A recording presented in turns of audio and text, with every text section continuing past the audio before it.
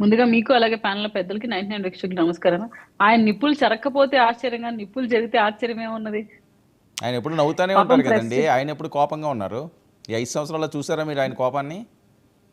ఆయన చావులు కాడ నవ్వడము, పెళ్లిళ్ళ కాడ ఏడవడం మాత్రం నేను చూశాను సార్. హ్మ్. టు బి ఫ్రాంక్ చెప్పాలంటే, మీరు ఇంతకుముందు ఆయన అధికార ప్రతినిధి గారిని అడుగుతుంటే అసెంబ్లీకి ఎందుకు రారండి వస్తారని. ఏంటన్నా వచ్చేది?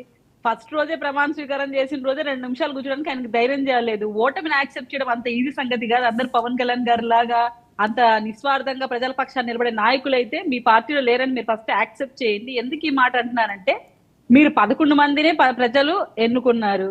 ప్రజలు మీకు ఘోర పరాజయం ఇచ్చారు. కానీ నిజంగా ప్రజల పక్షాన్ని నిలబడే నాయకులైతే మీరు అసెంబ్లీలో కూర్చుంటారా? వెంటనే ప్రమాణ స్వీకారం చేసి వెళ్ళిపోతారా? ఒక్క ఓటమిని మీ అధ్యక్షులు యాక్సెప్ట్ చేయలేక సింహం సింహం అని చెప్పే మాటలకే పరిమితం అయిపోయి పిల్లిలాగా వెనక్కి తిరుక్కొని వెళ్ళిపోయాడు. బ్యాక్ గేట్ నుంచి వచ్చాడు. ఎందుకు వచ్చాడో కూడా చెప్తాను. అమరావతి రైతులు అక్కడ నిలబడుకొని ఉన్నారు, వాళ్ళకి ఆన్సర్ చేయలేడు కాబట్టి వెనక్ గేట్ నుంచి ఆయన వెళ్ళిపోయాడు. మీరు ఈరోజు జగన్మోహన్ రెడ్డి గారికి మా ముందర కూర్చొని ఎలివేషన్లు ఇస్తుంటే, ఇప్పుడు కూడా విజయసాయి రెడ్డి ఇష్యూని హైడ్రాక్ చేయడం కోసం అక్కడ ఆ శాంతి గారి భర్త టెస్ట్ చేయించమని అంటుంటే, దాన్ని ఎక్కడ పార్టీకి డ్యామేజ్ అవుతుందో అన్న సంఘటన కోసం ఇప్పుడు ఇతని వెలిగొండ ఇన్సిడెంట్ తీసుకొని వస్తున్నారు. సరే, వెలిగొండ ఇన్సిడెంట్ మీరు తీసుకొని వచ్చినా దాంట్లో ఇద్దరు మీ కార్యకర్తలే కదా. ఇలాంటి రౌడీ రాజకీయాలని ఎంకరేజ్ చేయొద్దని ఫస్ట్ నుంచి మేము మొత్తుకుంటూనే ఉన్నాం. రాజకీయాలు ఎంత మేరకు ఉండాలో అంత మేరకే ఉండాలి. వ్యక్తిగతంగా టార్గెట్ చేసి మాట్లాడుకోకండి, కక్షపూరిత రాజకీయాలు చేయకండి అని మేము మొత్తుకుంటున్నా. వాటిని ఎంకరేజ్ చేసి పాలు పోసి పామును పెంచినట్టు మీ పార్టీలో ప్రతి ఒక్కరిని రౌడీజమై మీరు పెంచారు. కోడికత్తి డ్రామా మొదలుకొని ఈ రోజు గొడ్డలిపోటు దాకా, నిన్న వెనుకొండ ఇన్సిడెంట్ దాకా మీ పార్టీలో ప్రతి ఒక్కటి హత్యా రాజకీయాలతో వేసిన పునాదులే కదా. ఈ రోజు దాంట్లో మీ వాళ్ళే బలవుతున్నారు. నిజంగా చింతిస్తున్నాను ఇట్లాంటి రాజకీయాలు నేను చూసి.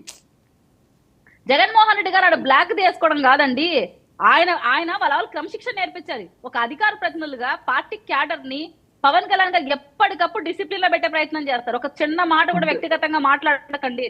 ఈ 5 ఏళ్లలో మీరు ఏం చేశారండి? వ్యక్తిగతంగా మాట్లాడకుండా వ్యక్తిగతంగా మాట్లాడడం ఇప్పుడు కూడా స్టిల్ నౌ మీరు వరదల ప్రాంతాలలో వెళ్ళి పరామర్శించడం జరుగుతోందా? అక్కడేమో సహాయ చర్యలు చేపడుతున్నారా?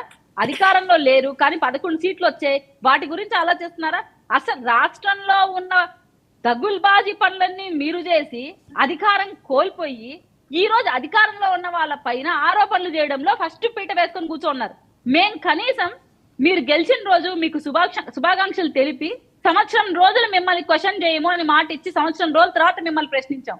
ఈ రోజు 40 రోజులు కాకముందే మీరు ఇంత వాపోతూ ఏడుస్తూ ముందుకు వస్తున్నారంటే ఎంత ఫ్రస్ట్రేషన్, ఎంత అక్కసు ఉంది మీకు ఈ ప్రభుత్వం పైన. ఇది ప్రజలు ఇచ్చిన తీర్పు కదా, మీకు మీరు యాక్సెప్ట్ చేయాల్సిన ఆవశ్యకత ఉంది కదా. ఇప్పటికి కూడా మీరు ఎందుకు ఇలాంటి నీచ రాజకీయాలు చేస్తున్నారు?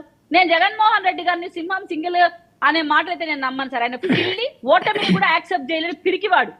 నిజంగా ఓటమిని యాక్సెప్ట్ చేసే పిరికివాడు కాకపోతే అసెంబ్లీకి వచ్చి ప్రజల పక్షాన్ని నిలబడి మాట్లాడమని చెప్పండి. అక్కడ నేను చూడాలనుకుంటున్నాను ఆయన మాట్లాడితే. కృష్ణాంజలి గారు, ఒక్క నిమిషం. ఓకే, కృష్ణాంజలి గారు, భాష కరెక్ట్ గా రావాలి.